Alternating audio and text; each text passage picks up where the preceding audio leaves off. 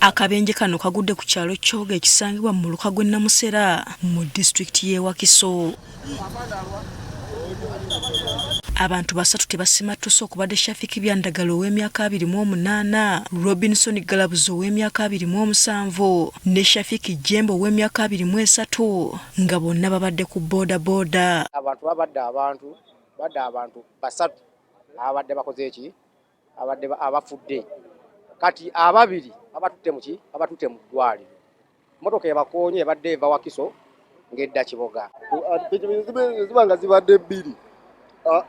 Akubye omulundi gumutu kitegeeza nti abakubye abadde ku spidi nene tetuzeemu kuwulira mulundi gwakubiri kitegeeza bonna boda azikubye omulundi azabadde lumu n'azibalula. Okusinziira ku babaddewo omugoba wa pikipiki abadde awenyuka buweewo ne yeekanga ekimotoka ki Sinotruk nakyo ekibadde kidduka nga mu kwagala okukiwugula n'ayingira emmotoka endala.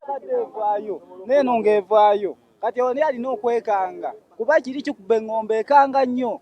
Kati kyovola bali nabo beekaze ne bakwatagana Sinotruk baleeta akabenje be basinga okudduka. Omugoba w'emmotoka olumaze okubatomera tatawaanya kuyimirira. Batomeddeyo empiseeko emisinde engirabe ng'empitako emisinde ade Ford dabo kabeni eya gavumenti. Akaguudo kafunda kati piki tosobola giwunzika kulinga kuliko ettaka liri kusika ne liddawa nodda mu luguudo.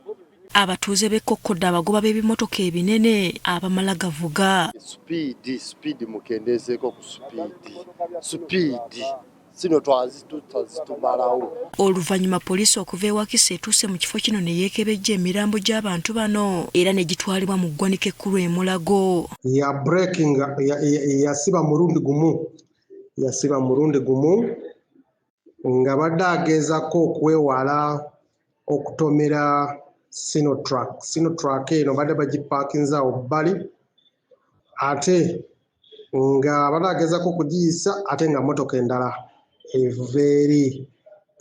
Asfa Nanvuma, Agafeeyo ku Spark TV.